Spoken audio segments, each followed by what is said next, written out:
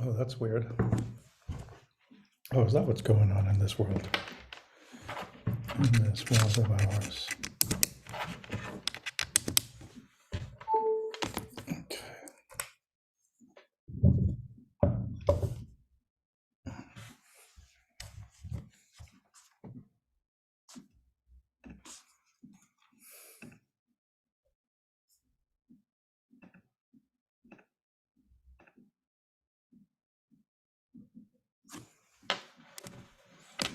So strange.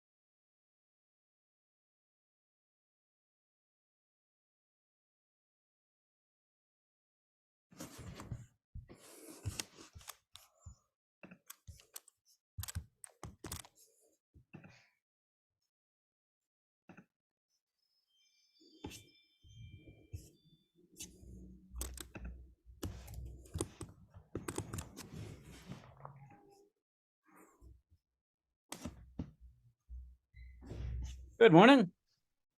Hello. How are you? Pretty good. Good. The DMV people were amazingly kind and helpful to my mother, so it was actually painless. I guess they have a soft spot in their heart for widows. That's very, very good to hear. Yeah, that can be tough dealing with all of that. Yeah, she teared up when she was looking at the plate numbers and all. And luckily they let her keep the plate numbers too. Okay. Oh, the physical plates, you mean? Yeah. Okay. Because normally if it's anyone other than the widow or the person who passed, you're required to get a new plate number.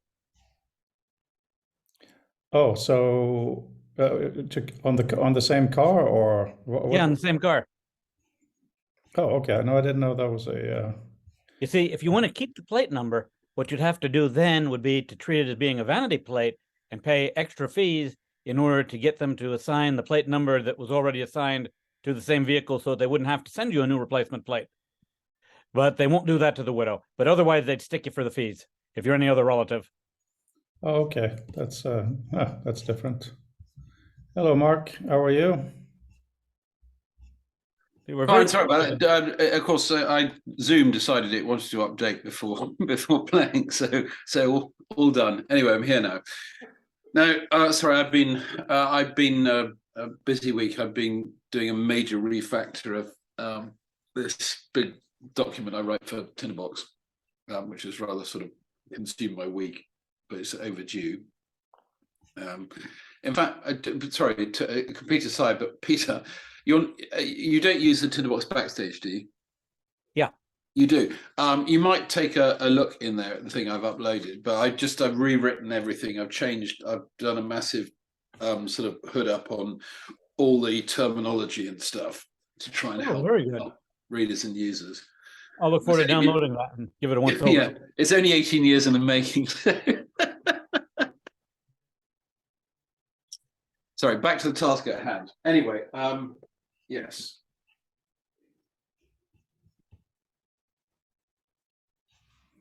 Yeah, I don't know when people are coming on today. It's a strange day Friday with Brandel coming in later and kind of random who was available today.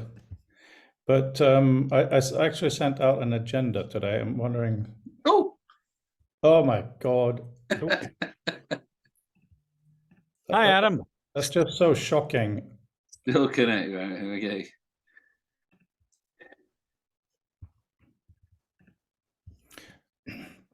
Yeah, he's got kids at home, so he won't be giving us full attention. But he's been doing. Have you guys seen in Twitter the work? Mark, have you had a haircut? Yes, I have. Yes, yeah. I you know. I hate saying it, but you look at least 10 years younger. Yeah, well, that's what having fair hair does for you, and the fact I've had this much on top since I was about in my early 30s, so it's that picture of Dorian Gray, really. That's funny. I know the feeling. I just tell people that my little gray cells are consuming all the oxygen and nutrients, so that there isn't enough for the hair follicles. Yeah, they fall for that. Hi, Adam. Can you give us a thumbs up or some icon so we know that you're at least partly there? We know you're busy on a Friday. Jolly good. All right, so many things we can go through, but also, Adam, if you have an opportunity to join us properly in the middle of dinner and kids and everything, just interrupt whatever's happening, because I was just asking Mark and Peter if they've seen some of Adam's work in the Twitter feed. Also on talking of Twitter, so I have set up a Mastodon server for us, mastodon.thefutureoftext.org, I think, but I can't figure out how to actually add people. So my service provider, who spent a week setting it up because it was this issue and that issue, and this is a new virtual server, but I think we should definitely give it a try. And like email, if you guys want to join it and then leave later, that should be eminently easy to go to another server. So that sounds good. Yeah. It doesn't have that lock-in, but it was funny because I saw Stephen Fry. He canceled his Twitter account this week, which is kind of a big deal. So I emailed him, congratulating him on his morals. I haven't been able to do it myself. So we've been emailing back and forth about Mastodon too, and it's a bit embarrassing to tell him I don't know how to add him. Not that he necessarily would want to be in our community, but so I have 3 agenda items today. Just quickly on the thing Mastodon, but while you're on the topic, and so I can trump you with my lack of knowledge, is that, does anyone know a good sort of has anyone written a blog about basically, I mean, I know broadly what it is, but in a sense, if you've never used Mastodon before and you want to, what it sort of means and roughly how it works, I'm sure someone's written it up. The best information I've seen is on Twitter.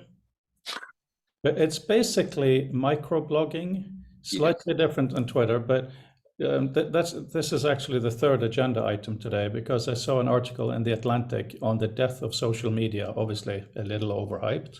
Yeah. But, if we get back to a world where we can do blogging, normal blogging and microblogging, and it is properly distributed, RSS feeds were interesting back in the day, then that's a big thing. So on the agenda, because this is the big topic, Mark, to come back, is first of all, today's Remembrance Day here, as you know, obviously. Maybe not the rest of you. Yeah, I even had cufflinks this time, but I'm not wearing my shirt today. Obviously, we see it a little different this year because we are, of course, at war.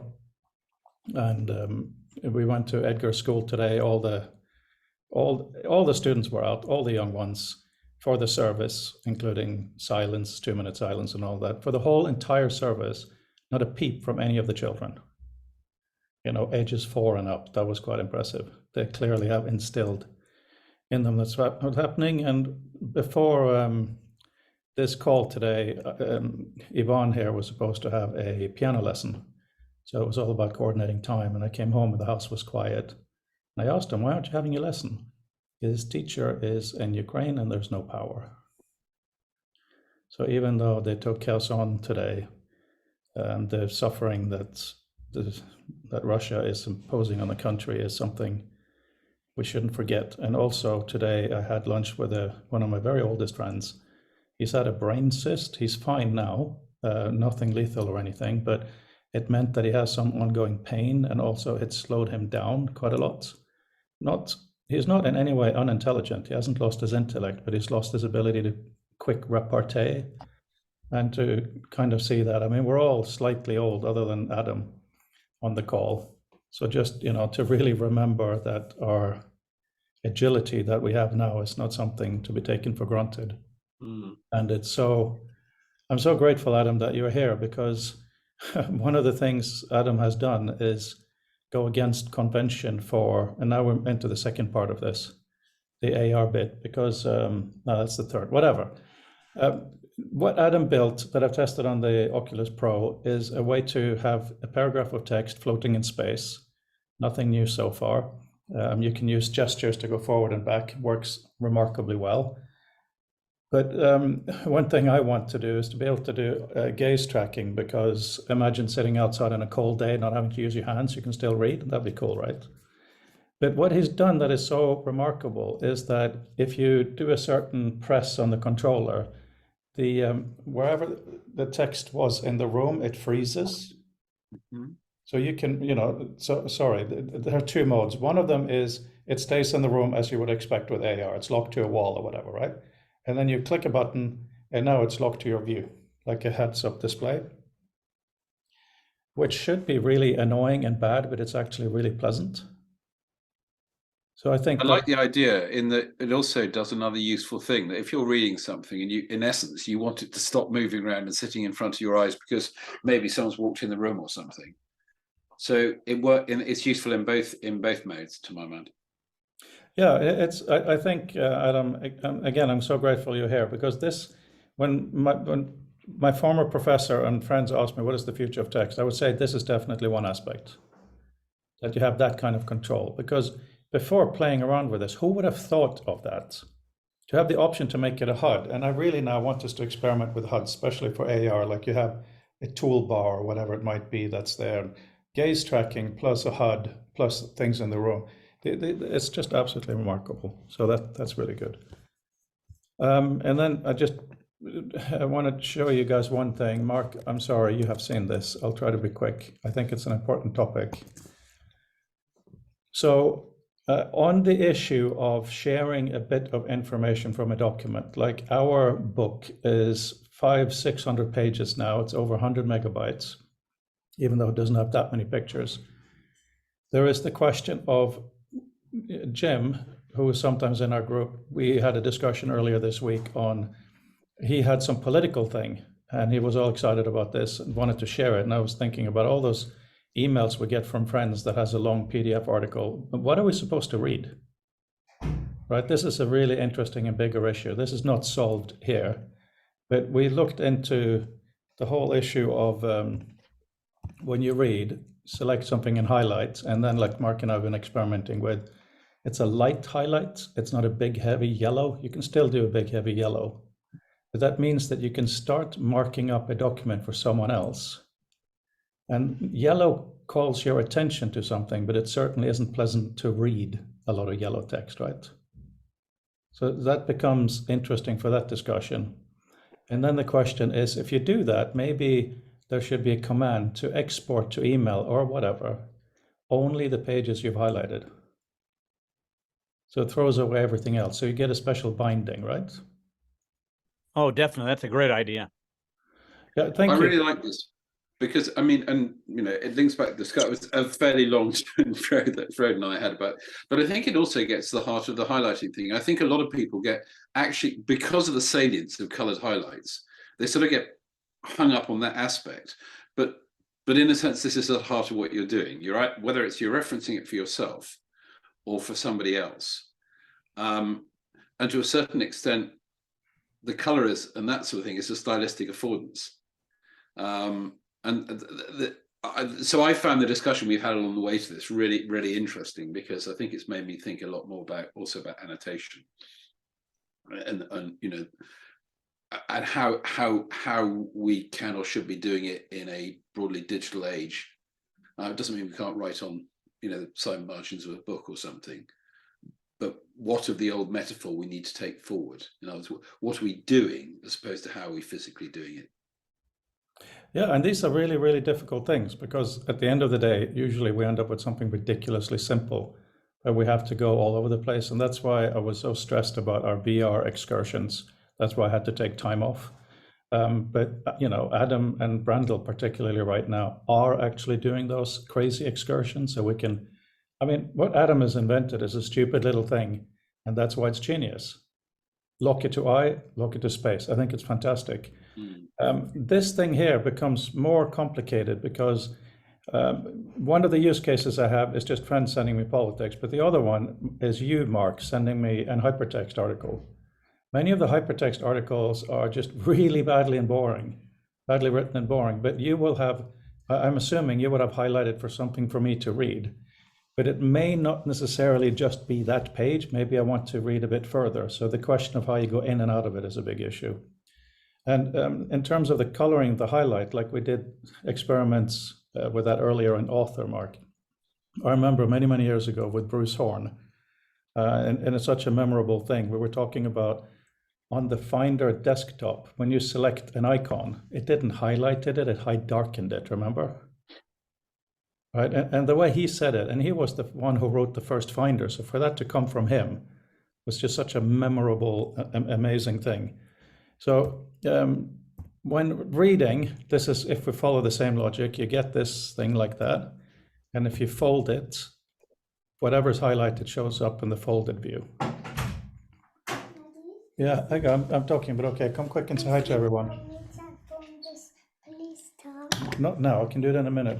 I'll do it in a minute. I can do it when I'm talking and listening, but not when I'm talking and presenting. Give me a minute, okay? Okay. Can you tell everyone? Hi. Tell everyone what day it is. Hi. Okay.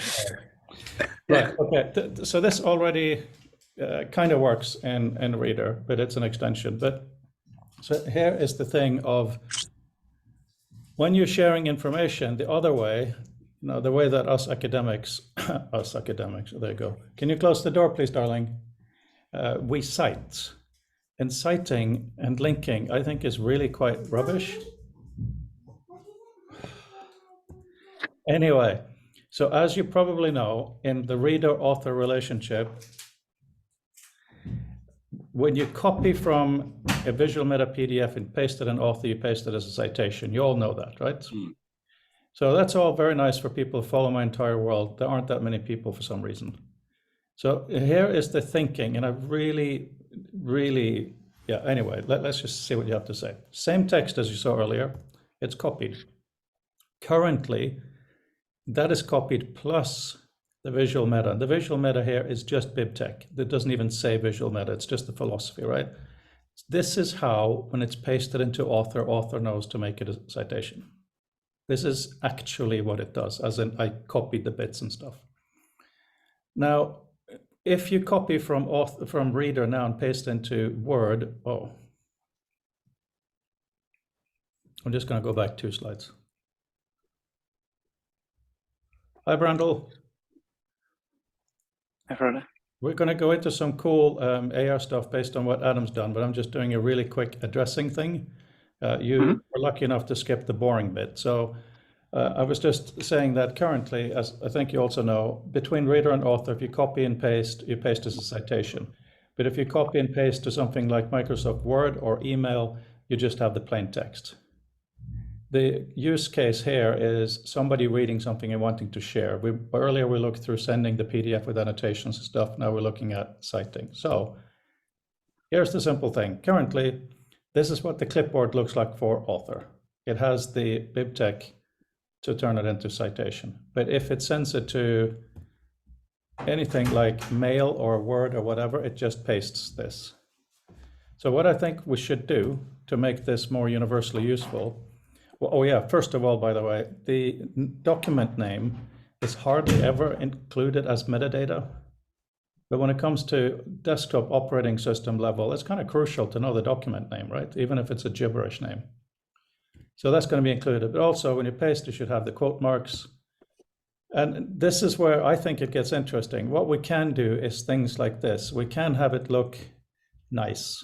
It should still be parsable because it's in a very specific sequence. Yes, Peter.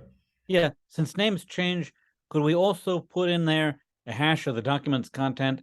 And that way, even if the name is different, software would be able to figure out that they're actually referring to the same thing, even though it was on a mutated file name. I don't know that. So sorry, go ahead, Frode. No, please. Yeah, I don't know. In a context where the file name is transient, I don't know that any of the sort of core contents of an object of a document will be stable enough to be able to anchor it with a hash. I'm not sure what you would hash on in order to make sure that it would remain the same. It checks on all of those kinds of things. My main use case here is dealing with files that are being downloaded and getting renamed in the Finder. I actually did a post a while back where people name their paper.pdf. Yeah, there's a lot of download.pdf. And then depending on which browser you're using, the next copy of paper PDF, which is a completely different paper, will either be paper1 or paper_1.pdf. Right. And there are a couple different ways, depending on the browser, that they'll mutate the file name when they download it. So it's not the file name that it originally was because it got renamed automatically by your web browser because the person who wrote the paper named it with the generic file name. And I was dreaming about this for many moons, and I am aware of the paper. I am aware of the issue, Peter. But one of the things, if you download from ACM or something, it has a number, and that is ridiculous. Of course, it should be the title of the document should be the name of the document, but it isn't. What you're talking about here is difficult because if you hash it and put that in the Visual Meta, then you have to make a new document adding the Visual Meta because you can't hash itself. Well, basically what I'd hash is, basically what I do is I take the content of the document and stick that in a temp file, hash just the content of the text file. So basically imagine select all, copy, paste into a blank text file, get the hash of the content of the text file, and then bring that number back in as metadata attached to the file. So whatever the file is, the select all, copy, paste, take a hash on the result should be the same. How long is such a hash? How many characters long? It depends on what hash function you use. You could just use a real simple CRC32, or you could use a 256-bit or 512K bit. It's not very big at all. Well, because Certainly the thing- manageable. I see your hand, Mark, but the thing is, Mhm. I'm trying to get rid of this, right? This long thing, because remember, the use case here is somebody copies and pastes it into a mail message. Let's say that you're sharing something with us. So to add that, I see where you're coming from, but I am a little concerned about adding that. Anyway, this is almost finished, but Mark, please go ahead. Yeah, so now 3 very quick things. The last first is, well, of course, not everything that's necessary in the visual meta needs to go into the block. The second thing I'd say is I think the thing about the hash is it's certainly something to think of as an aspiration, in the sense that even if we can't do it, it's something useful to do. And the last is, similarly, by an aspiration is that we really need to think of the name of the document as likely transient. But the type, in other words, our technology of the way we do things may not suit this yet. But Yeah. the title ought not to change. But the document's name, which is very often the same, likely will. But again, we have no control over this. So I think it's more about thinking that where that thinking of rules apply, then we can do leverage with it, and obviously there'll be lots around at the moment and people who think differently, for whom that won't work. But I think it's something to think of. Okay. There's 2 reasons to have the name of the document here, and this is one. So this is one suggested, and I'm wondering I think that's the last slide. By the way, this is what it would look at academically. This is what it looks like in author. But imagine you get an email with this. The key thing is that in the email message, the google.com/search, etc., you click on that in your email or your Word document, and it will search for the name of this document. Right? So the whole download thing, to find it on your own system, is a really important issue. I have a very, very deep need to be able to have 2 PDFs on my desktop in the same folder and that they link to each other. So that's an issue we do need to work on. I really feel that. But here, if you have uploaded your document anywhere that Google knows about, and someone does this, then it should be, I have tested it with ACM. I downloaded a document, did the name like this, and emailed this to myself, clicked on it, and there it was. Mm-hmm. So I'm just trying to be, practical, not having perfect be the enemy of the good. And also with the formatting, Sam Brooker, period, 2002, period, future of text 3, period. Really clear consistency, okay, page, period. But with this, if you put it into something like author, something we control, this should be able to create a link to page 236 of this document if found, right? So it should be extensible, because the reason I'm bringing it up now, Brandel, as I mentioned kind of in the intro, is saw an article in The Atlantic today on the death of social media. Of course, that's overblown, but with Mastodon and other distributed things coming back, our individual needs to be able to link to specific sections, I think, is coming back to the fore after it was kind of shut down for a while. That was that, really. And, oh, hang on. I think I pressed the wrong button. Adam, are you fully here? Do you want to show anything, or should I just show your stuff for you?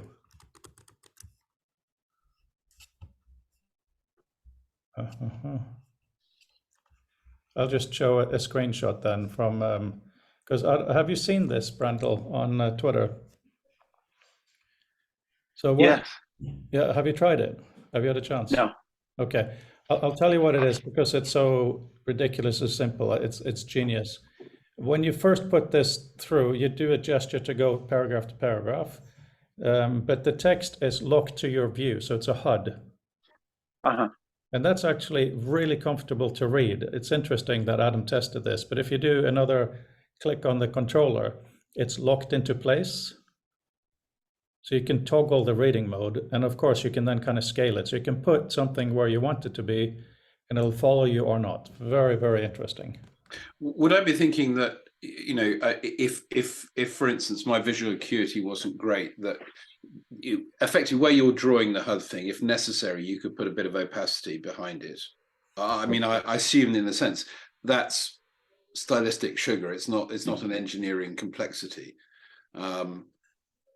The point being, and I'm deliberately sort of making the point, not that it should be a particular way, but sometimes if it's a very noisy background, visually noisy background. Yeah, I've been talking to Adam about this, and for instance, I would like page by page of our book to be floating with the white background, the whole thing. Generally, it is easier to read. There's no question about it.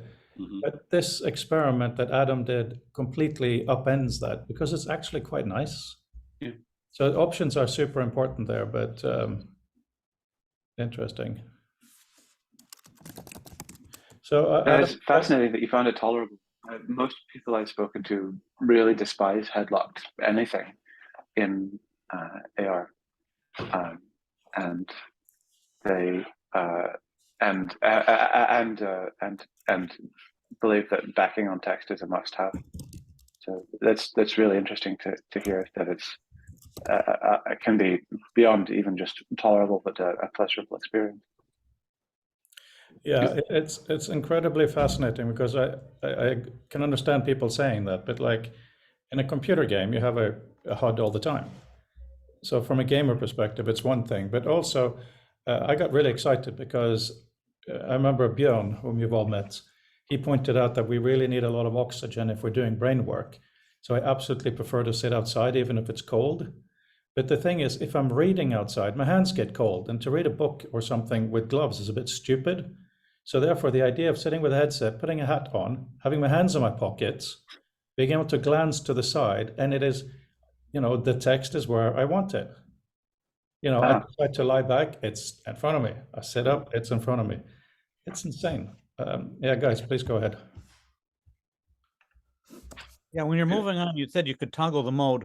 Does that mean that you could have the text you're looking at in the HUD mode and you move around so that it's in front of the wall to your left?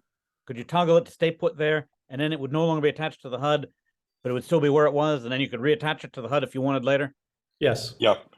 Oh, beautiful. Oh, Adam, you said it yourself. I'm glad you're here.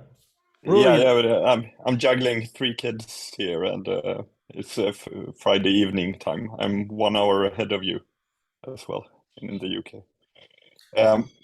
Yeah, that was surprisingly interesting to not just have a HUD thing, but to be able to park your text, and instead of using your hands to place the text where you want in your field, that you actually use your head to repark it or remove it or place it in a better place in your HUD as well, because you can park it, take a step back or lean back, and then connect it again, and then you have it in a new place. So it was a very interesting way of moving text about, moving it with the head instead of the hands. Yeah. Because I can also see it when Fred showed us some images earlier. I mean, I could immediately also see that I could, maybe not lying in bed wearing a headset, but the point is when the technology moves ahead. But in a sense, this to me, it speaks to me of reading in something like Kindle or other brands are available, where you've turned off all the pagination. You just set it to a comfortable size and a comfortable, display, like opacity, whatever you need, and then you just read. Except now you're not having to hold the thing you're reading in front of you; it's holding itself in front of you. So, in another sense, this to me is a real glimpse of what I'm sort of reading, what I was reading last night, how I may be reading it in the not too distant future. So I love that. Adam, I just wanted to show you something because I really think that it would be incredible in VR, AR, whatever. In this case, it really doesn't matter, to do gaze, to go from page to page as well. So like you look far to the right, an arrow appears, if you stare at it a little bit, you go a page. That would be really annoying paragraph by paragraph because you do it a lot, but you don't necessarily have to do a lot if you read a page. So one thing that we've been talking about in the group, and I've showed them ad nauseum, is that normally in a PDF, you go arrow right, arrow left to go back and forth. So what I've added to Reader is arrow down, skips from chapter heading level 1 to the next one. So it's really quick to navigate a document to find what you want. And once you do, where are you? Then you can very easily just go inside it by doing the arrow keys. I'm showing you that because if you look at some kind of interactions with what you've built to allow the user to go within and between sections would be incredibly interesting to see. I've tried, I've seen about 20 articles at a time. Actually, I've loaded up about 250,000 characters, so a fourth of the first volume. Yeah. But it's quite taxing on the poor Oculus headset. But that is a lot of text, and even just 20 articles, like long scrolls. I've tried the scroll mode. It's we're not there with the technology yet, and I don't know how long it will be because it's it's really not pleasant looking. And I also tried PDF pages as well, floating PDF pages. But the problem there is that you need to be quite close to it, and then it blocks your view. So it's not something you can walk around with as much. I've tried adding a bit of opacity to the PDF, so you see through it a bit, and perhaps you can do some magic trick to make the actual white background, only that one, slightly transparent, make it into glass. Because that was what was behind my earlier question, in a sense that in the way that what you alluded to, you know, would you walk down the street holding a sort of A4 sheet of paper in front of you? Probably not. But if that was slightly translucent, or the interesting affordance of these new technologies is in the sense that even if we haven't worked out the exact control mechanism, that, you know, dialing the opacity up and down to give you the correct level of contextual input. So, you know, getting the right balance for what you're doing between being able to read at all, or you know, not seeing a danger. If you happen to be moving around, for instance, is really interesting. So I think of it less in sort of either or hard-edged terms about whether it has a background or not. Yeah, exactly, and we know it quite well how to do that. We do it. They do it in movies all the time, captions. They do it in advertising where you put text on strange backgrounds. We know how to do it with blur, transparency, and decreasing saturation and so on. So we know all those techniques if we want them. So that is not that big of an issue. But one surprising thing is that white, I wrote it in Twitter, this discussion thread, is that white on white has worked surprisingly well. So white text on an on a AR pass-through works much better than I expected. I would have expected that black would stand out, but white is surprisingly good. I think there are so few things in real life that are really clearly white. We just perceive them as white, but the world is not white usually. We have gone So when you put white, yeah, no, that's interesting. We went through a design revision of Author recently, and one of the things I did was black and white text, because there are some situations in VR where that is better, where it's completely black, not slightly gray like we have. But also the other thing we found out, just what you're saying, that a light gray on a white background, which is the opposite of what you're saying, but same contrast, was actually quite pleasant too. Yep, and it could be even more readable if you put a virtual light that makes 3D characters become they pop a bit more if they are shaded on the on the sides, like a gravestone or 3D signage. So I think we should experiment more there. The usual idea is that it's not that readable, but my experiment so far has told me otherwise. So I don't know what to make of it, but I've got some very non-intuitive results from my experiments so far. I don't know what your experiences are, Randall, who tried it a bit more. Yeah, I found that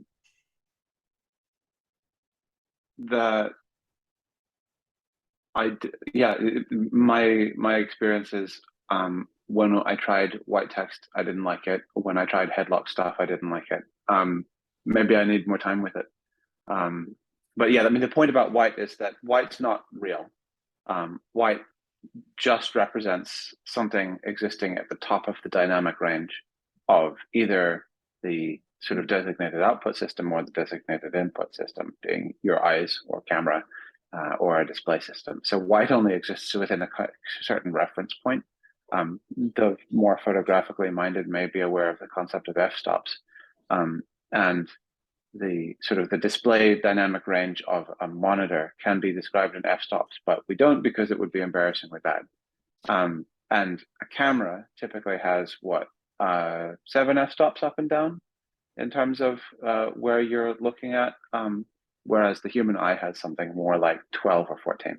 So what is white merely means is essentially saturating your perceptual system. So you can always add stuff on top because white's not real. You can just darken everything else and push it up, and that's what happens with the human eye in our dynamic range, because one, we have a high dynamic range inside gamut, but we can also move that up and down with sort of automatic exposure control, which gets worse as you age. But yeah, so white as a concept is something that when you talk about pure white, it's something where it does exist on a computer, and once you start pulling that into augmented reality, then there are some pretty interesting questions about what you mean by white. Yeah, and this is something, Randall, that I would like you to take you back to the Tate Modern, have a coffee and discuss this very point. And that's the whole point of it. It is, if you look at a beautiful printed graphic design, you will often find white on white printed. Of course, there are levels of gray, but also additive gray versus, additive colors, subtractive colors. All these things come into it, relative reflectance, all of this stuff. And I am by birth an artist. I don't know why I'm in this field, but I have to. And I remember, video, I do something called Fleeting Moment. I have a website, videos that are do this, that, the other. But for me, a lot of the early video artists, the ones who actually did the work and got famous, so they're obviously better than me, they filmed with TV quality that I found creepy and abhorrent and terrible, VHS kind of things, right? That was the substrate of that at the time. And I was arrogant enough to feel that I had to wait. Now the cameras can do it. I could spend 2 hours on that to get just the right contrast balance, and all of that is beautiful, la, la, la. But we haven't really started doing this in AR. We've talked a little bit about it. So the difference between the Quest 2 and the Quest Pro, as Adam has kind of asked about, I'm trying to take some pictures. That textural, not text, but texture, is hugely important. When you talk about what white is, also what black is. Black is also something a human eye cannot perceive because we make our own noise. So how this becomes comfortable for reading and other things is just so important. So can we have 100 million for research, please?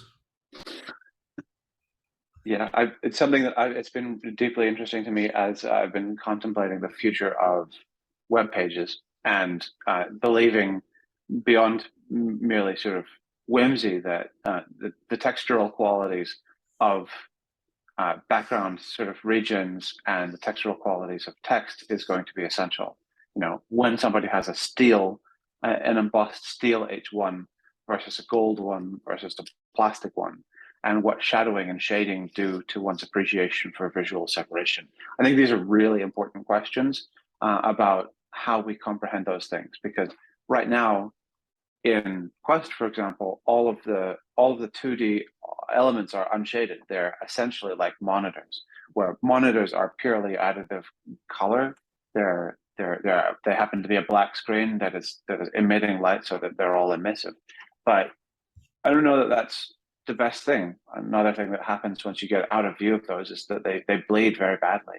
The light spills out, and so that it necessarily becomes a lot blurrier and harder to parse in terms of contours and forms than if it was understood to be made out of some other sort of subtractive form, like paper or metal or something, where those contour and highlight things can become more important for us as well. So yeah, the textural qualities, I believe, are essential for everything. And this is where we need to experiment. Peter.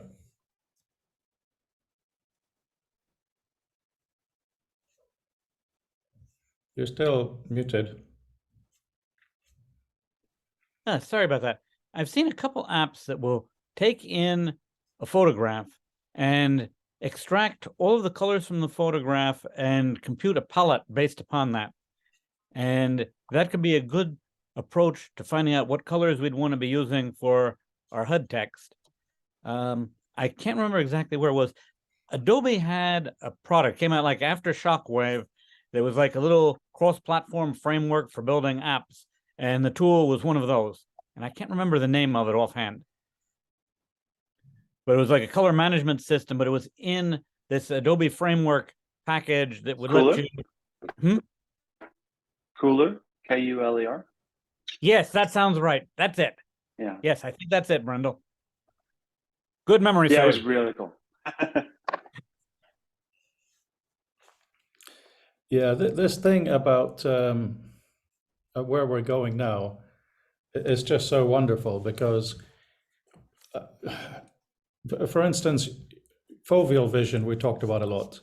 And we've also, actually, there is a really good video somewhere on YouTube on how the eye works in the sense of how the rhodopsin cells take the light and how it cascades down like all these coins.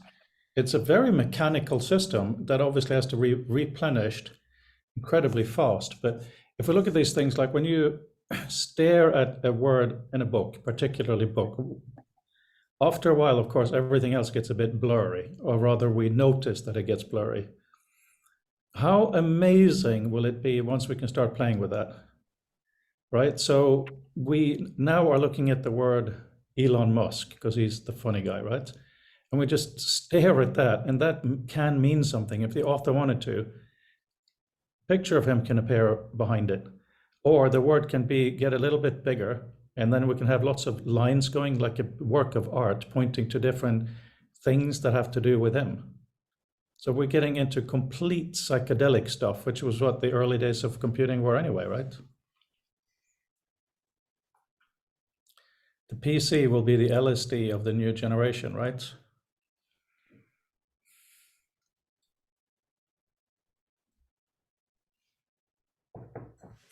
One thought occurs to me, sort of thinking of, because it's interesting, the sort of gaze tracking now, and wonderfully sort of 1980s pictures with people with lasers coming out of their eyes appearing on the social media feeds. But one thought is that, and I don't mean this in a sort of moral panic sense, but I wonder how well the eye is set up if we suddenly started saying, right, we're going to do a ton of gestural activity using our eyes, and I'm even now, I'm not thinking about those who have some impairment or something, but anyone who basically has a normal range of eye movement and things. I wonder how well it's set up for that. And the answer is, I guess we won't know till we try. But I asked the sort of the provocation in the sense that is it something to rush deeply into, on the sense of you start getting the farmers in a sense before we know if we can keep up. I just have a hunch that it may prove less flexible than we think, but I don't know. That's not a fix you. Yes, Fred. I think we should completely ignore that. It's an important point, but the reason I think we should ignore it is I'm absolutely I'm not at all interested in accessibility. I'm not interested in handicaps at all. And that wasn't my point. No, but it's adjacent. What I mean is what Brendel said a few weeks ago about disabilities are, some things are superpowers, depending on context, some are disabilities. Clearly, there are many things that are just a disability, end of story. I'm not trying to be completely stupid, which would be a disability. What I mean is that, even in this group, we have such different cognitive styles. that I think we need to throw as many things against the wall to see what sticks, because of what Adam showed us today. Two things: what and what is good. Two things that stick are good. These are completely counterintuitive. So if we have any feeling that something may not work, I think that is the reason we should absolutely try it. Oh, So- sure. I think I should clarify my point.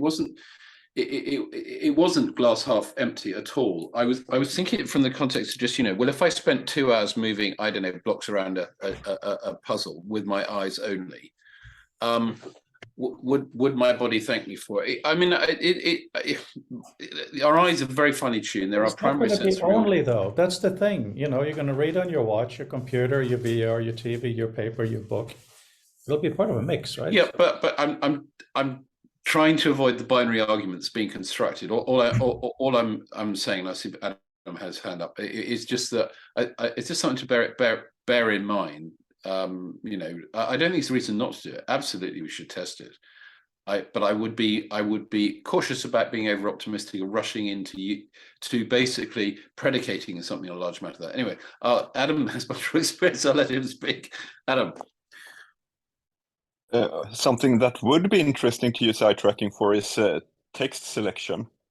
If we could get the precision so we could land it on a sentence, it would be very useful, because when I look around looking at 20 articles or long articles, I know that I want to go somewhere. I can look at it, but there is quite an involved process to get there to that part of the text, or move the text so that part is centered, in my view, or so. So if we could get a rough eye tracking, that would be very useful. Because one alternative to that I've experimented with in both 2D and 3D is, and it relates to the quoting in the beginning.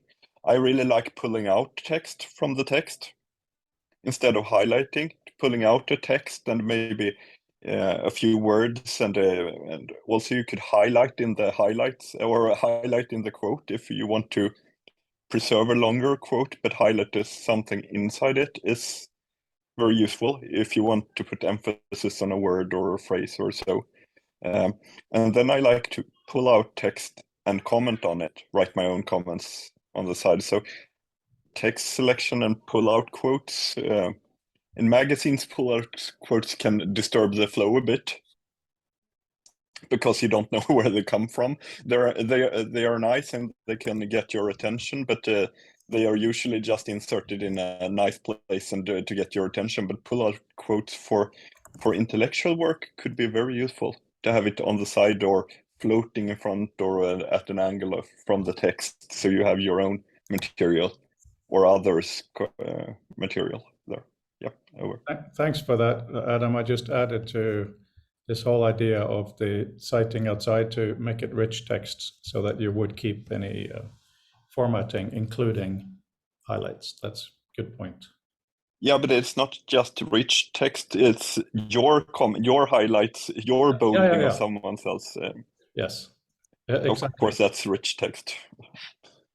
Yeah, it should keep the bold and italic, but also if you've done a highlight selection, it should also retain that. I think that is a really important point. And also you should keep the whole paragraph. If you cite a sentence from paragraph in the background, it should of course keep more context, so you could adjust the quote later on, even if you don't see it or if it's grayed out. So you could trim it a bit after the fact. I like that to an extent. I've gone through thinking about that quite a bit a long time ago, but I think even more important is probably the ability to get back to the source. So if there is more you want to see, it should be really, really easily accessible to click or whatever to just expand to see the whole thing. Yeah, of course, but it's quite common that you want to adjust a quote. Remove a few words or add a few words or highlight keep a touch of context but not too much, and so having that ability in the quote directly in a digital system when it's not plain text, of course, but that would be very useful. And like cropping an image, you want to recrop it sometimes and include a bit more or change the aspect of it.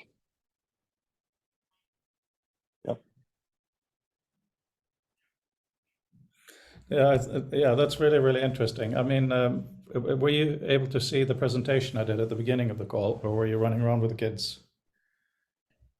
I saw it partly, yeah. I'll just show you one slide to address your point then. And that is, sorry, this stuff. So currently when you copy from author, all of this is included, the formatting stuff, but that's something you wouldn't want to see in a document or in an email because it's ugly. So then the question is, can we make it something small? And then we go back up again for usability.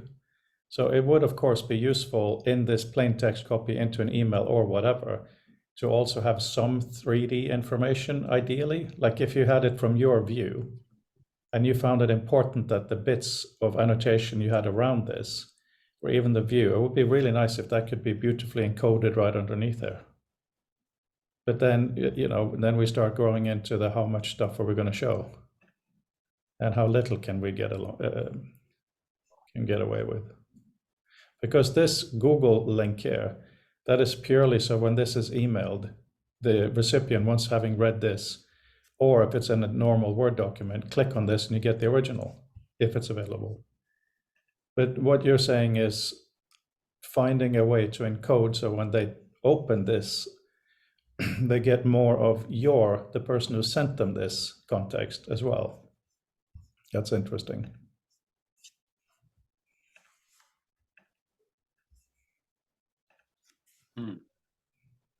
Does anyone know how to add accounts on Mastodon, by the way?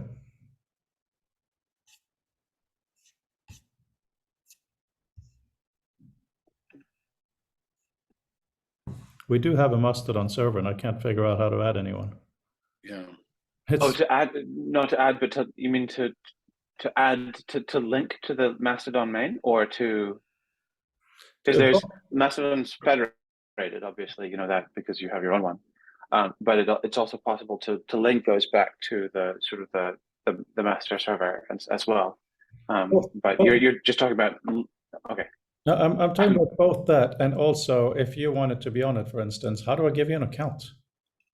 I don't know, and I signed up to the main Mastodon.social, but I haven't done anything beyond that. So I don't know anything about how it works yet.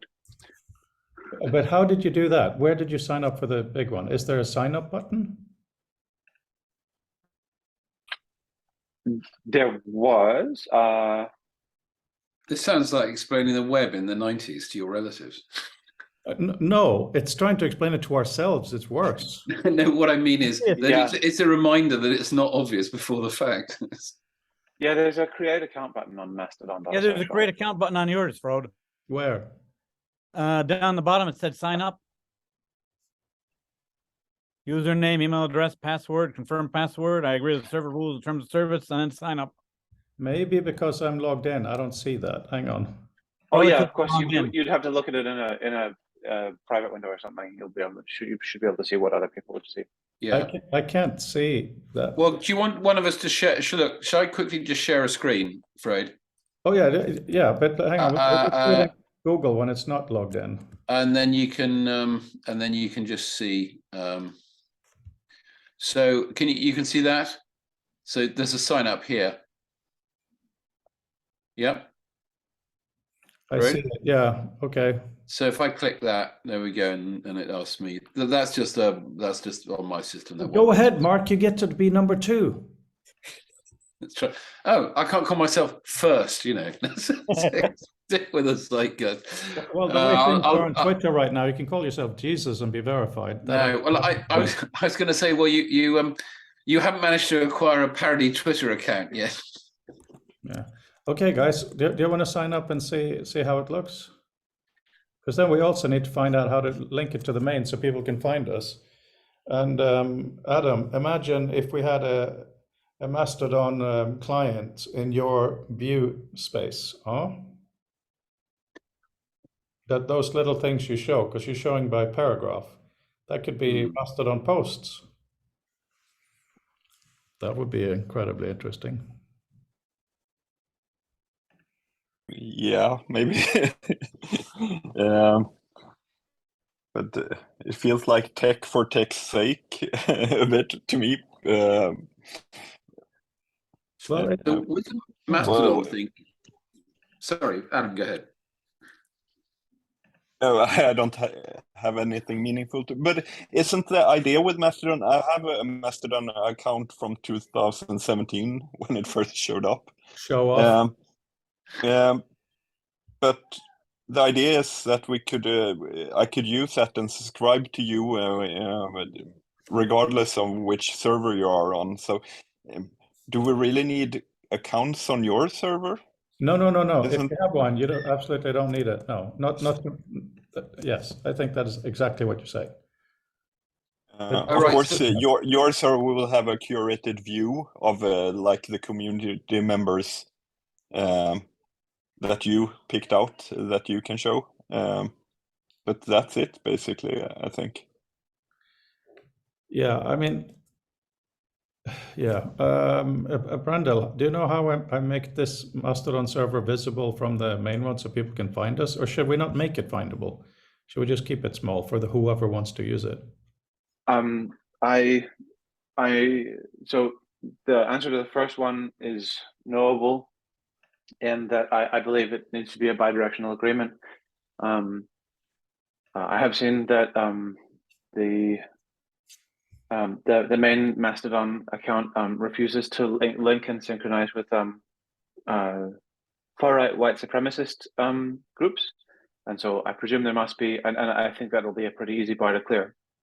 But in that context, it means that there must be some kind of vetting process or negotiation on whereby they decide that you're not that. So I haven't seen what the sign up sort of process is for trying to get something linked, but yeah, I would follow that. In terms of whether to link or not, I don't know. I mean, it's one of those sort of objects which is superficially similar to the main. Like if you make your own shard, then it's superficially similar to the main thing, but functionally very different in that same way. That, for example, having one's own private Wikipedia or one's own corporate Wikipedia wiki exists in that there's a certain amount of latent attention and ability for incidental interaction as being part of the main, but it also has the downside of not being able to hold any sort of private information because everything is public. You know, you can't have a Wikipedia article that you tell everybody not to visit, but you get the benefit of everybody having the opportunity to do so. So, yeah, I personally live inside a walled garden, and so I see no problem with living outside it here, unless there are particular secrets. But yeah, I think if it depends on whether sort of focused direction of those things is more important than discoverability. Well, thank you. Than discoverability. Oh, She was very kind to bring it in because Heather has broken her arm and went in for surgery on Wednesday to get a plate and several pins. is in it her arm. that bad? Yeah. Where did you break what bone? It was the radial head along here, falling roller skating. Oh, But in America, they apparently they like to pin everything that's that close to the wrist. I'm not sure. I may talk to my sister about what the New Zealand medical system would do, whether they would opt for that, because Americans like intervening medically as well as otherwise.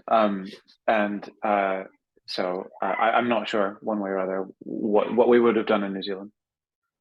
But she's got pins, and it will apparently forestall more arthritis longer than if it was left to heal on its own devices. So yeah. Well, I signed up for your Mastodon account, Frode, but it never sent me the confirmation email that it was supposed to. Let me see if I can find some kind of a. There was a place where I could see administration. Here we go. +1 active user. Oh no, what? High fives all round. I haven't managed server rules. Okay, I'm going to write a server rules. Be nice. Simply be nice. Okay, there's a rule. So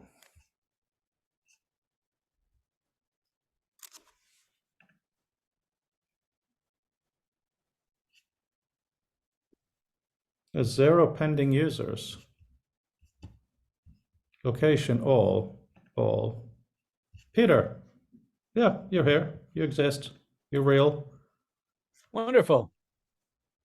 I So was why just did you send the confirmation email? I just resent it now because I can do that because I'm, admin. Haha. So does the fact that you're and I was having a quick what people were talking earlier, and I had a quick flick across the sort of the Mastodon explanation. So the fact that you're a member of a server is, unless that server sort of gets kicked out of the Mastodon verse, that it's just effectively your endpoint onto the Fed. Effectively, I mean, in a sense, I suppose you could say it's a bit like whether you're using the UK Twitter server or the US Twitter server. Well, in the sense, what I'm trying to get at is from the user's perspective. It's like email. It's okay. Right. So the main thing is, as long as I've got an account somewhere on a Mastodon account that hasn't been unfriended by the rest of the Mastodon system, going back to Brandl's point about maybe not all players are of equal standing, then I can interact with Mastodon, as it were, Mastodon content. Yeah, I mean, one thing is that because you're running your server, you control. So from a client, from a customer perspective, it may be the case that there's no difference. It's UK versus US Twitter. It's a possibility that depending on how the default installation of Mastodon is constructed and configured, you would have options in terms of your display that go over and above. The way that Twitter has waged war against third-party viewers over the last few years. It started let a thousand flowers bloom, and then there was the cultural crushing that followed in that particular chapter in Chinese history as well. And so Mastodon by default may be able to allow that. Also, because Broder controls that server, if anybody has an ability and willingness to go in and modify those things, so that potentially, that would be a big thing to do. And I don't have any line of sight to how, but you could make it so that it was viewable exclusively in WebXR. You could build views of it, skin it in ways that you would need to work at Twitter and convince everybody to do so. And while the former is becoming less likely by the day, the latter may be increasingly easy for those remaining at the company. It's like it could be just like UK US Twitter. It's more like email, but also that you tend to be able to control your client as well as your server. There are email programs, and you can make them very silly. But most people don't. But it would be fun to play. No, it's just been interesting in this with all this recent kerfuffle is sort of the difference between clearly people with some of it, probably some prior engagement saying, well, you just use this, and much head scratching elsewhere saying, I'm not sure it's exactly, one-for-one change, which has nothing to do with the sort of how you view it ethically or whatever. It's just that it's literally from, which button do I press? What, if I ask to read something, what do I get? I'm sure that will all get normalized quite quickly, especially as there seems to be some movement behind all this at the moment. And one that doesn't appear to be letting up, frankly, in terms of the high-level departures. And well, that is quite interesting. Sort of, is this going to be a new benchmark in how quickly you can lose a lot of money? By the way, Brandl, I was at Rasa Sayang for lunch today. You guys have to come back soon. Yes, it was a lovely time. I just realized I have something I need to get to, so I will drop. But it's very exciting to see those. I will revisit that white text and consider headlocking. Adam, I'd be curious if you tried lazy follow as well, where you interpolate toward those points rather than having there, because one of the things that I experienced was that it felt like it was stuck to my face. If you're putting it perceptually at a large enough distance, maybe that doesn't matter. But yeah, I'd be curious about the distance differences there. Yeah, and also there are variations because the head shakes, or at least the camera does, small micro shaking. That would be interesting to filter out or cancel out a bit to make it appear slightly floating in space. So there is a full scale of between stuck in space and following the headset that is interesting. Also the regular thing with adjusting distances automatically and so on, to let it have some personality almost. Yeah. Let it have physics. Yeah. And is it the case that out of the box, Troika, I presume you're using Troika, still gives you the ability to do text fringing or shadowing or outlining? Because that would be interesting, just a subtle black fringing to be able to sort of make sure that contrast pops in the event that things are too low in their visual contrast. Yeah, for this I used geometric text because I wanted to try it. And there I only used transparent backgrounds to just under the text, a small plate under the text just to get contrast. So I haven't tried the SDF text in this prototype, but I've tried it for other prototypes today. Cool. Well, it's really, really interesting. So what before you leave, or everyone, what are the most interesting experiments you could think of for AR text or text right now in VR, XR? Do you have any ideas? Because there are many things that could just be tried, like building a floating Mastodon client. But I'm not sure that is the most valuable use of the time. So we should be a bit more, try to find the experiment that will make the most value or create the most value for the community. And what could those be? I think readability is something that will be addressed by all the big players over time, or already is some sort of the most basic readability of floating texts. But actually reading, the more involved process of reading won't be covered, I think. So it could be interesting to steer more towards the actual reading part, where how do we work with text in chunks and so on. Yeah, I feel like things that explicitly fit within a reasonable frame of view are sort of trivially easy to position and place. And what I'm wondering about is, pagination and the limiting of stuff. But what is the best modality to indicate there's more and stuff about how there is more? And we have in real life pages, we have on 2D, we have scrolling. But that's because there are hard limitations on the visible region that we have available to us. When you don't want to fill the world with a book because you can't see all of it at once, but when you have this idea of softer boundaries, the ability to be able to kind of vignette these things off, what are the affordances that you can and should use? How much should you take up for the benefit of you rather than for the system of information about what else is around outside of that sort of effectively foveal in a sort of a consciousness and cognitive kind of sense, attention sense, region where you're actually doing your core work of reading? And what are the ways that you sort of paginate, progress through those things? Like I did a place where you stand in one spot and you turn around, and that allows you to wind up or down a page count by just as though you're sort of respectfully clasped behind back, looking at walls in a museum.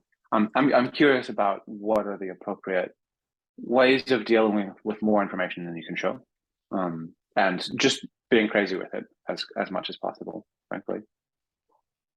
Crazy. Second that. I've got one thought for Adam. It's just a side thing. Is in a sense, having shown already that you can make text and use it quite nicely in AR. One exploration is to think about almost like in a sense, sidebars, things like, well, I was going to call it table of contents, so that's a very, very small t and a very small c. In other words, sort of the indexing adjunct to perhaps what you're reading.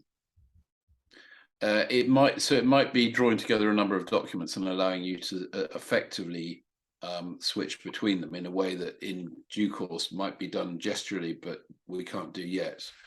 So it's this question of sort of it, and I in my mind's eye, these are sort of a sidebar to your main HUD, but that's something perhaps to look at. In other words, is it useful? Is it more trouble than it's worth? Is it too difficult to extract? Things that you can't really answer to the A, tried it, and B, know enough to be able to try it. Does that make sense? Yep. So, yeah, I see you got to go, Brandel. I don't have anything useful to add to you, I'm afraid, but I look forward to seeing you on Monday. See you. See you later. I was just going to say, Adam, just keep having fun, obviously. The thing that I personally really, really want is a way to send documents around, because I do think that Twitter type thing is great, live chat is great, but there is something special for taking the mental time to write a damn document. You know, I know I say it every couple of months, Adam, you've heard it every time you're here. We haven't talked about it lately, but the thing with Mastodon, you can't easily upload a PDF. And PDFs get quickly very, very large. So then there's always a cost involved. So I'm wondering if we could think of something like having a server that only has documents for a week for that community. So everybody has to download their own. Like that becomes the rule. So we have an RSS feed type way of doing that. Because then we have really robust ways of being able to refer to each other, you know, to be able to cite each other, because I am a little concerned that a lot of this dialogue gets lost in the ether net, if you pardon the pun.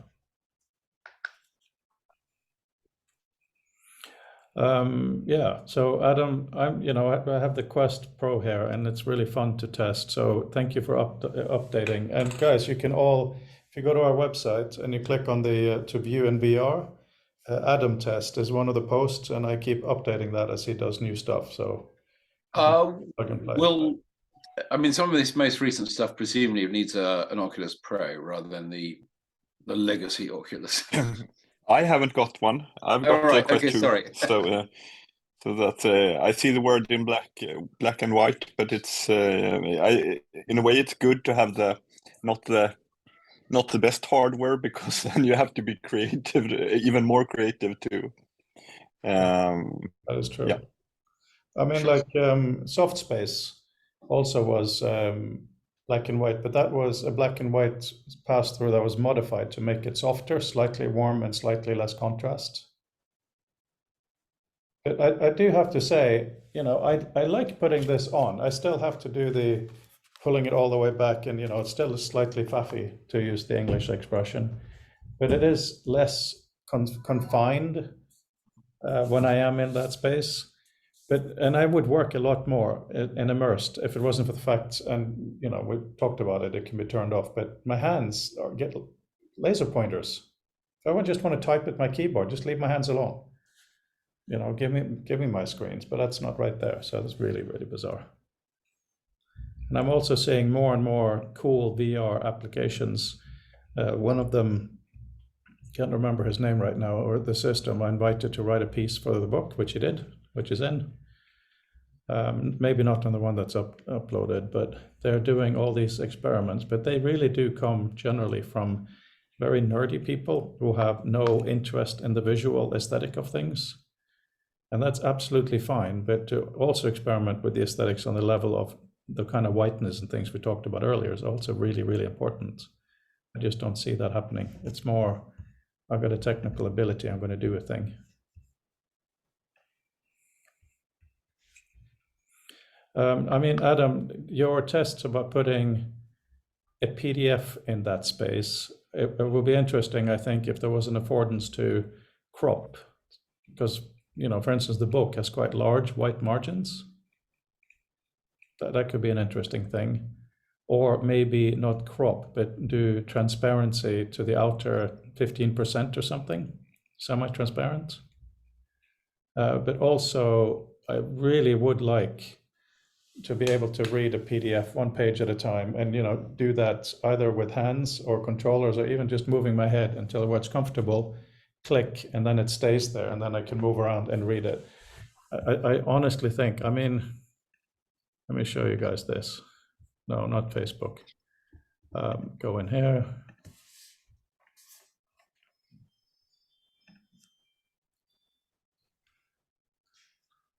So obviously I'm not going to pretend that Reader is any kind of massive sales success. That is not. Plus it is free. It's got, a good couple of thousand downloads, but these are the types of reviews. Hang on, it's not iOS, it's Mac.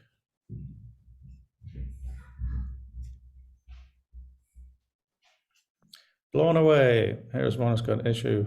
Spectacular, good one. Highlight, and somebody who doesn't, has some issues. But this is the key. This is what I'm showing you. The simplicity. People who like Reader really like the simpleness of it. Simple and fast. There's a lot. Yeah, these are obviously older reviews, but that's the thing. There is an audience for people who want something simple. A single PDF floating in space may actually be an incredible thing. What does Apple do? They remove features, as Brandel loves to say. Obviously, for research, we need to add feature, and look around. But anyway, that was my little soapbox. Be nice to try the simple things as well. But there are some PDF reading prototypes out there. I think you linked to one in the resource section. Was it awful? They're awful. The Acrobat one is beyond awful. It's a floating, something that looked like a web window. There's all kinds of clunky buttons around it. Where you place it isn't very comfortable. You don't have the comfort of that. It's basically the worst of VR. It's exactly the opposite. And I'm not just saying this to charm you, Adam, but it is the opposite of what you've done with this test that you're doing now. Your test is nothing but text and placement. You don't try to do signature and sharing and all kinds of nonsense Acrobat stuff that you should do on your desktop anyway. Well, I can imagine that established sort of commercial players will, of course, whether the team doing it wanted or not, but someone upstairs will be very brand conscious. So, which is why you probably end up with something, someone said, well, we want our experience, but we want it, absolutely as it is now, but we just want it in VR or something. And I can predict all sorts of sort of subpar things coming out of that, because of course it's a different environment.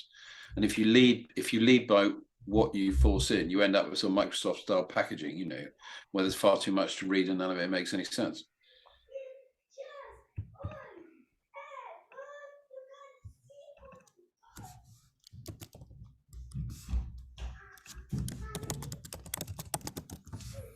Yeah.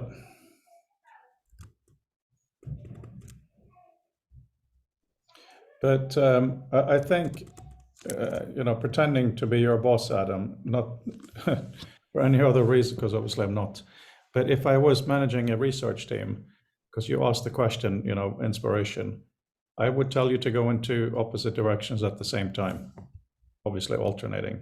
Go for useful, simple and useful, and go for crazy and stupid.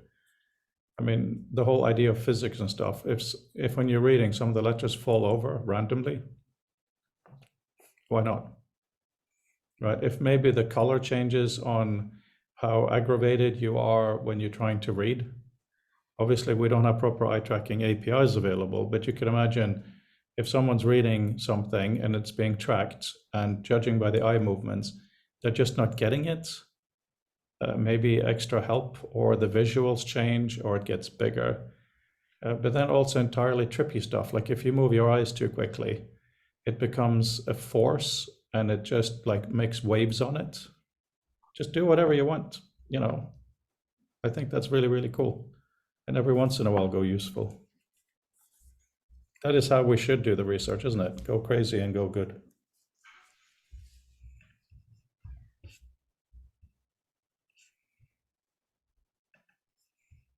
I mean, also, you have so many kids, Adam. Listen to them as you already do. If they say something that sounds crazy, try to do it. If they misunderstand something, try to do it.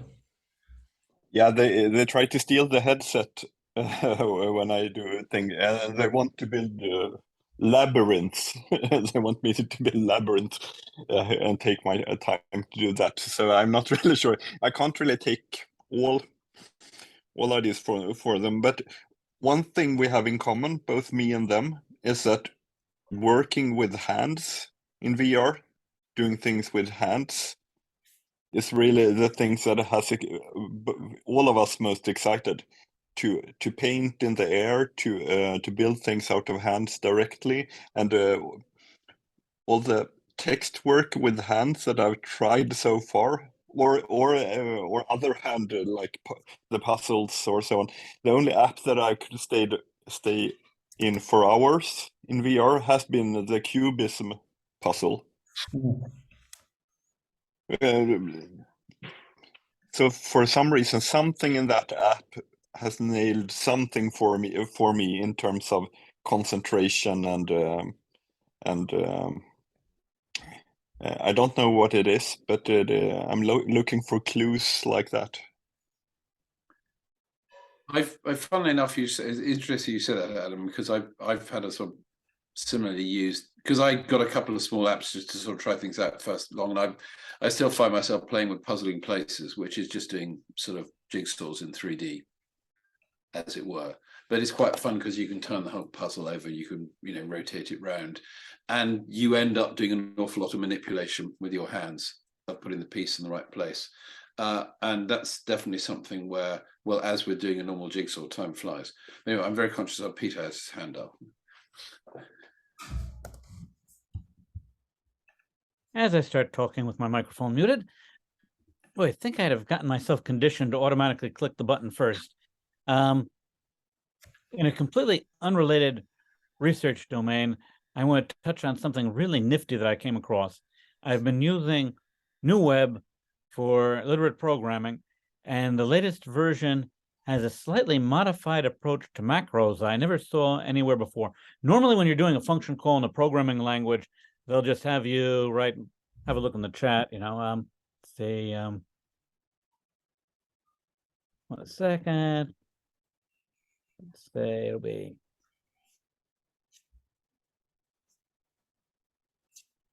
real simple, the function name and the value in parentheses.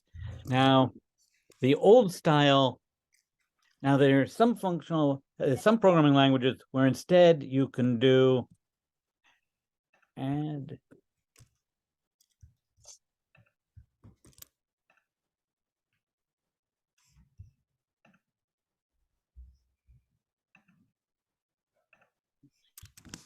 Okay, now there are some languages that allow you to use a parameterized keyword approach that looks a little bit like Smalltalk values.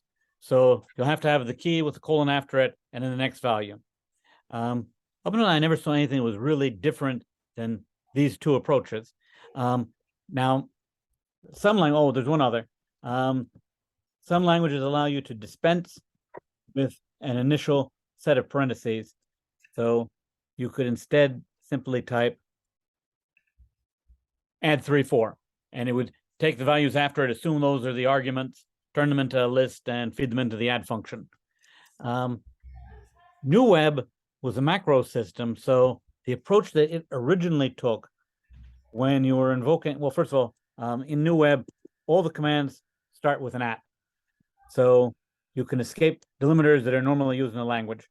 So you used to be able to have @d, which was defining a function name, followed by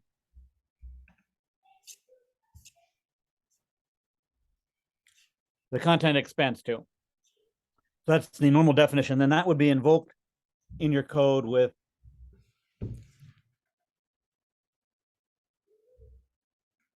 @name. Now, they had an original function to be able to turn this into more of a parameterized macro. So the old notation for the parameterized macro was to have name.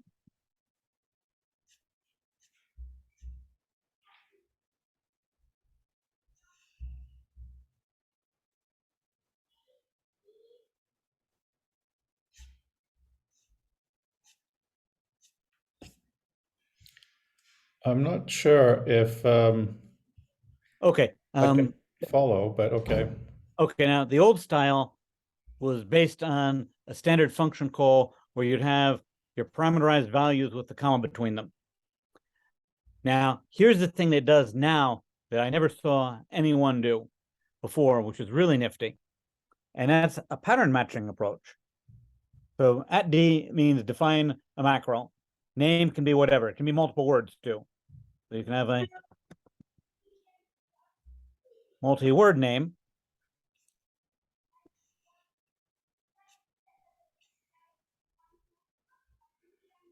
And these are how you define reusable pieces of code.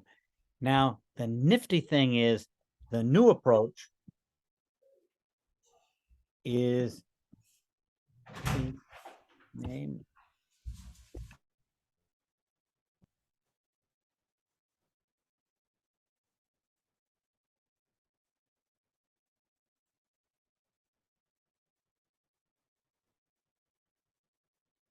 Now, in this approach, the parameter gets wrapped with little @tick on either side of it. And that makes it a value. Now, what this system does that nothing I've ever seen before in my life does is allows you to write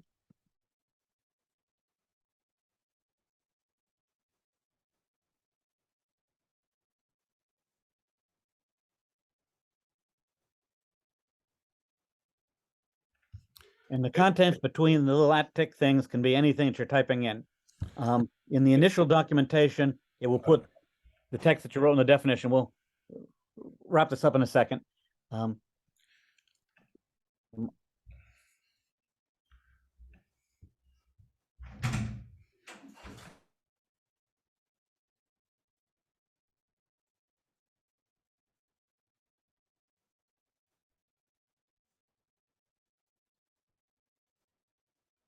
Can you give us some context, Peter, for this? Okay, there's the new system. The context is that you're writing a literate program and you want to basically use the literate programming system instead of the function system and the target language that you're writing in. So with the new approach, it's a pattern matching system. So what will happen is you can then invoke this with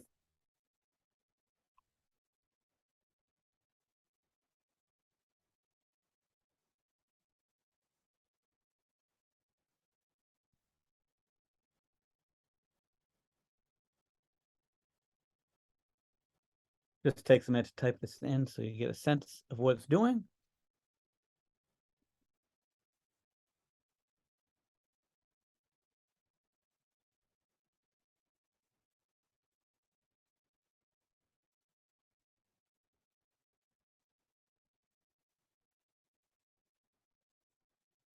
Now here would be a call to that system.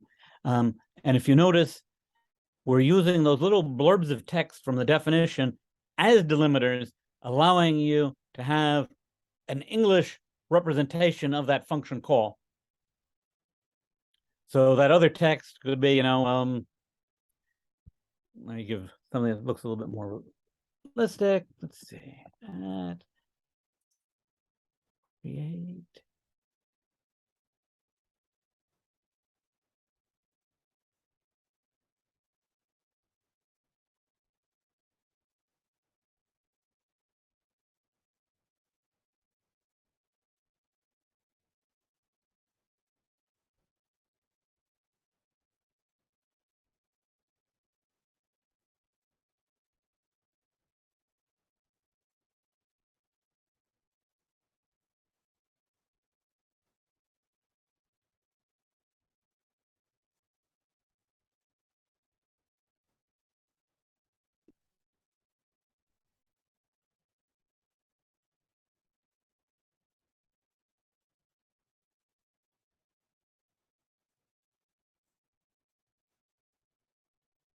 Okay, so this will let you do a much more natural invocation of the macro.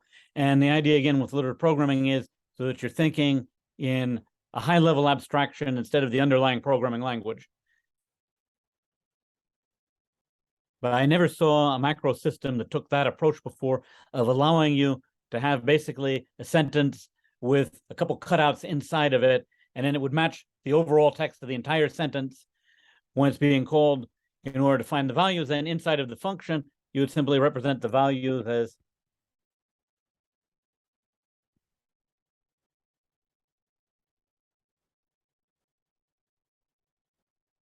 I just wanted to mention to you guys, I just saw, especially for you, Mark, on Monday is our king's birthday. Did you know that? I saw it on CNN of all places, a bit random, but the reason I'm mentioning it is that on Monday, it's also projected to be the day where the 8 billionth human will be born. wow. So we should have some sort of a birthday party on Monday. Okay, then inside of the definition, you just use @1 or @2 or @3 or whatever the parameter number is. But it's neat. We could have a nicer syntax, but the general idea, though, of allowing you to have a sentence with cutouts that get replaced seems really powerful and novel. So I wanted to share that with the group. Yeah, this is one of those things you show me, I don't understand the point of it, and then a couple of months later, oh. Yeah, so thanks for that. Yeah, interesting. So, you know, a couple of dreams. I mean, one thing that I've just spent $400 on reader upgrades, which is very little money in terms of coding, but it is, as an individual, it's of course a real investment. That's why I'm mentioning it. Reader is free, but Reader is of course owned by me. It's not open source, and it's only Mac. It's only PDF, so it has all these limitations. But I'm mentioning it to you guys because it shows my real serious attitude towards really trying to push visual meta. So what you showed now, Peter, was really nice to see. And that's why I'm trying to do the open version of it, where you can paste into anything, and it doesn't look like our Cody stuff, but it's still usable for other things. I'm hoping that we can do two things now. One, go into Adam world with that kind of stuff. Yeah, see you later, Adam. Thanks for joining. It was a joy to almost see you and at least hear you. Bye. Bye-bye, Adam. I have to probably leave a bit early today too. One of the grandfathers here, we found a community by a church that has Ukrainians, so we're going to see if he wants to go chat with them. Mm-hmm. But this obsession that I have with documents, just like with Adam, we say it should be useful and crazy. I think we should do very happily text all over the place, but also documents. I think the two of you agree. So if you have any further thinking of how we can cite each other in a hypertextual way without needing servers every time, I think would be really good.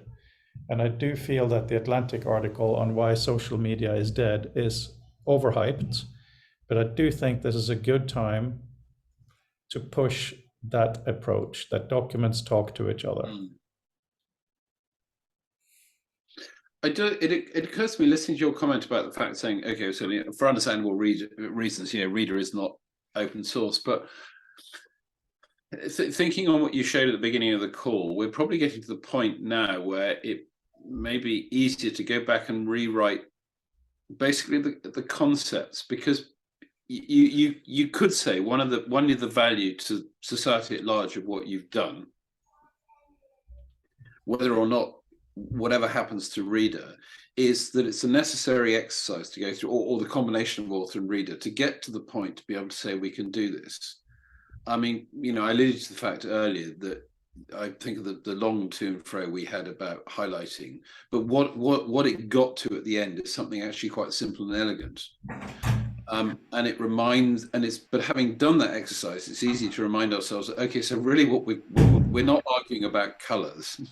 What we're actually thinking about is intention and how that can be hinted at, how that can be sort of captured without it being intrusive. And I think that's tremendously powerful.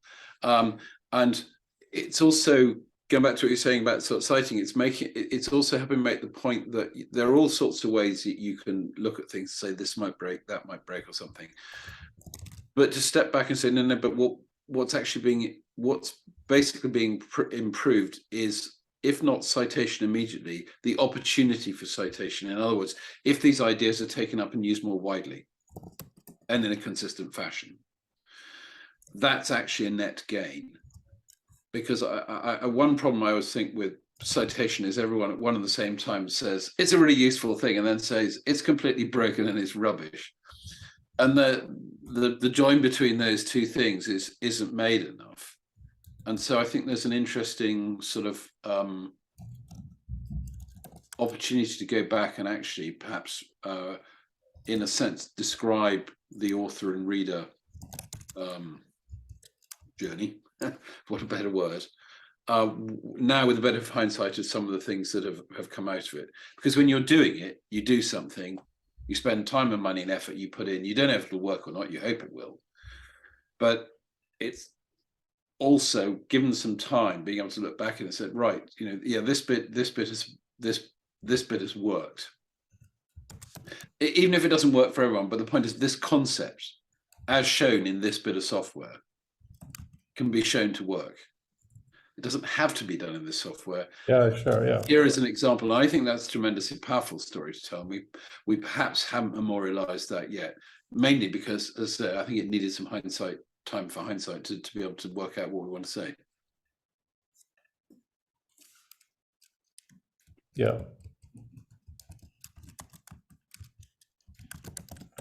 Just writing a note there as well. Where did you go? There we are.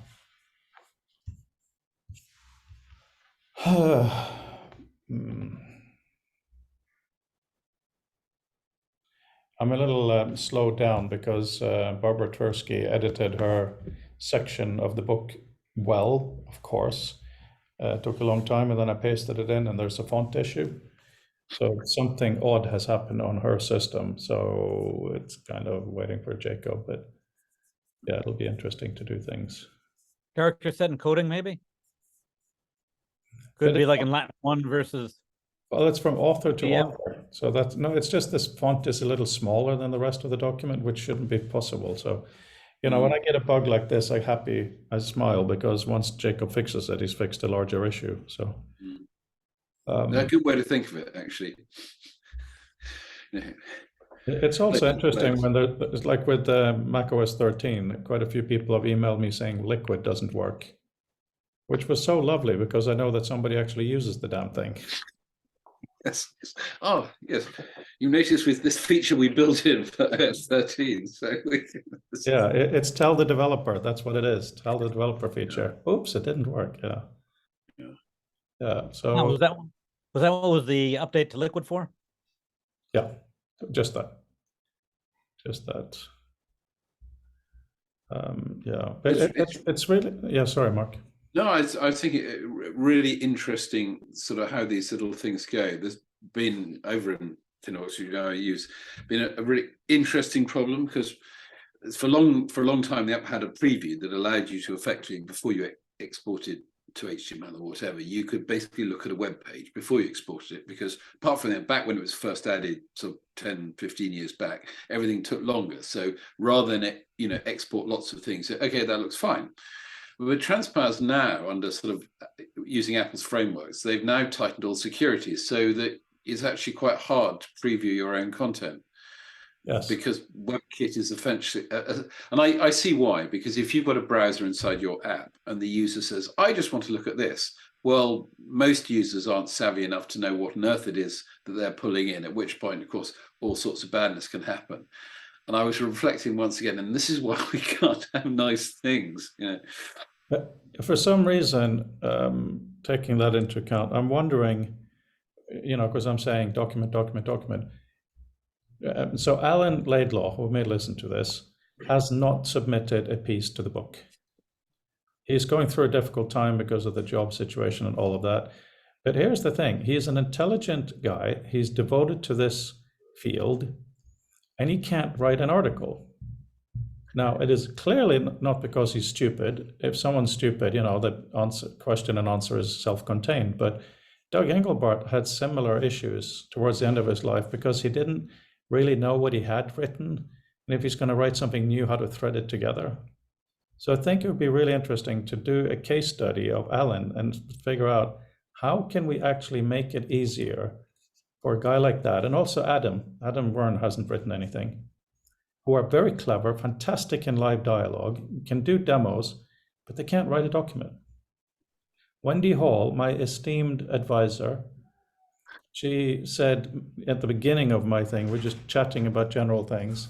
She said she doesn't have time to write. She would like a system where she can just pull things in.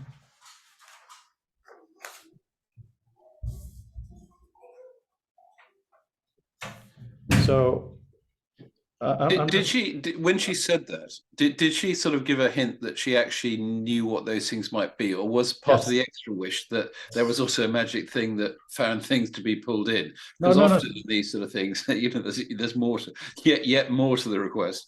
She actually did use the example of tweets. Okay.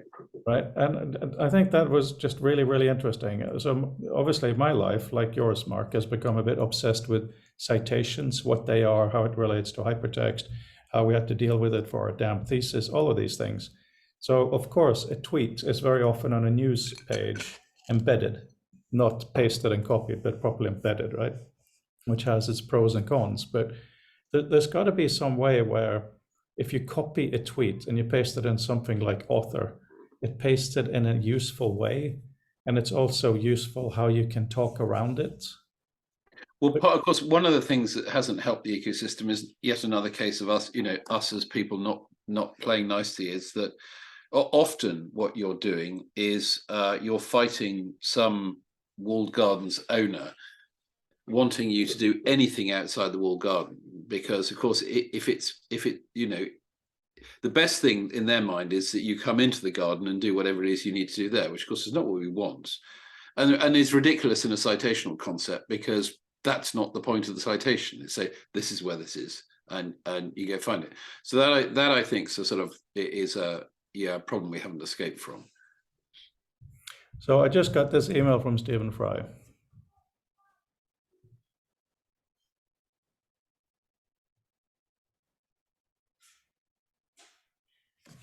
Okay, and I'm partly showing to show off, because obviously he's amazing. But I'm also showing, because of exactly what you said, perfect timing.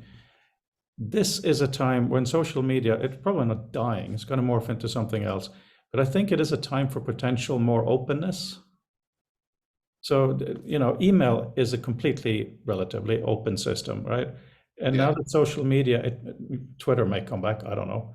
But this is a time to really take the words you said, Mark, and say that, we have an opportunity to do something new. We can do it again.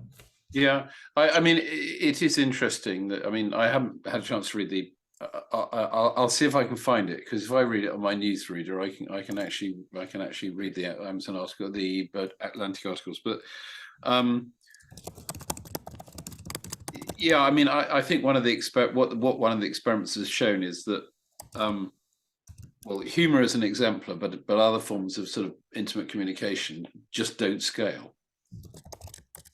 You're offhand aside, you're joshing aside to someone stood next to you is an invitation to a bar fight somewhere else. Yes. And I know there are lots of nice people out there, but actually what's almost worse is the number of completely sort of things that are basically innocent mistakes of context, where we collectively have just forgotten that there are that we have these normal social boundaries that stop unintentional badness happening.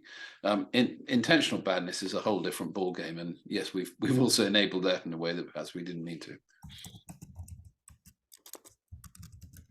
See if you agree with my reply here.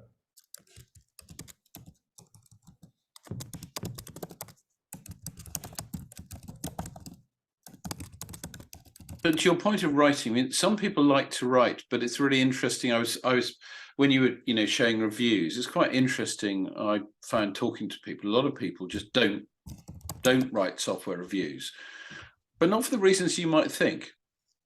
I mean, they either don't want to write because they like it so much they just think they'll appear like a shill, or they think that they are only a person and don't have effectively the standing to make a comment. So generally, actually, the only people who do comment are those who are sufficiently angry about something that they need to let go at that point, which of course doesn't help if you're trying to use the feedback. But it gets to this thing, and also writing is a different act to speaking. Yeah, It's exactly. then it passes in the moment, and one of the problems is people say really interesting things and they do pass as if on the wind, and unless they're captured in some way, they're lost. But I certainly, I pondering on what you said about, writing and things. I mean, I one of the things I've noticed at the moment is that whenever I sit down to write, what actually ends up happening is I end up basically doing testing / debugging of whatever I'm writing in, because I'll be distracted by something that isn't working in the way that I intuited, and it doesn't matter. The right or wrong of it doesn't matter. But what I've taken from it is how hard it is I found anything that I can write in. And I think unpicking that, it gets back to Wendy's comment. So in the sense that I haven't worked out what it is I think I want to be happening when I'm writing. I know how to write something on a piece of paper, but in a digital thing, I think this sort of angst of interacting with whatever tool I'm using, and I have tried and failed with lots of things in that regard, is a suggestion that there's as an unyet defined thing that I think is supposed to be happening. And I mean, I'm still on the search to try and figure that out. But I sense that's another impediment to writing, unless you write a lot, unless either you have a sort of lifetime background of writing in it just generally, so it's a thing you want to do, so that powers you along, or there's a very fixed requirement around it, like, oh, you've been paid to write a piece or something. But I do think writing, especially from an unknown audience, to say something, pass it out to the world on your blog. And there is an element of sort of, I pick the word I do because I don't want to use a pejorative word, but well, if I said entitlement, and I don't mean that in a bad way, but I'm going to say this because this is what I think. Why shouldn't you? For those of us who agree with in a free and open world, that's what you do.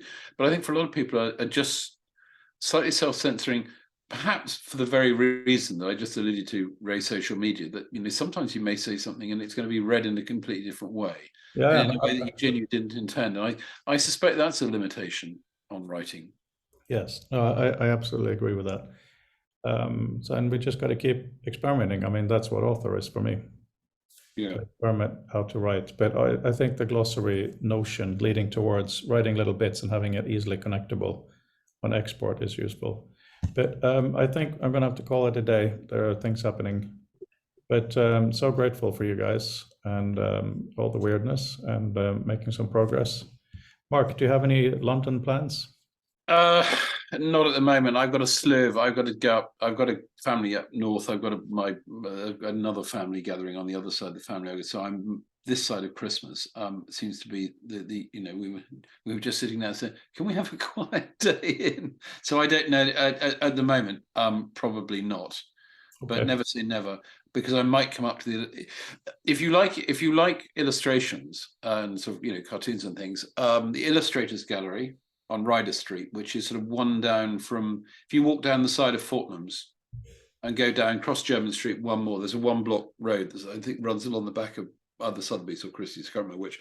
North of that is Chris Beetle's gallery, and from about 2 weeks' time through to Christmas, the Illustrators exhibition will be on, and it's lovely. There's everything from sort of going back as far as people like Gilray to current illustrators, cartoonists, children's illustrations. So it's got a lot of quite nice Michael Foreman things in there. But they have an annual exhibition, and if you like illustration, it's wonderful. And some of it's for sale. Well, actually, most of it's for sale, but you don't have to buy anything. So it's nice. Good. It's just a thing you wouldn't know about, but you can go visit. Cool. Recommend. Yeah, I'll think about that. Have a great weekend. Peter, was your hand up or was that from earlier? That was from earlier. Okay. Have a good weekend, guys. Take good care. Bye. Take care.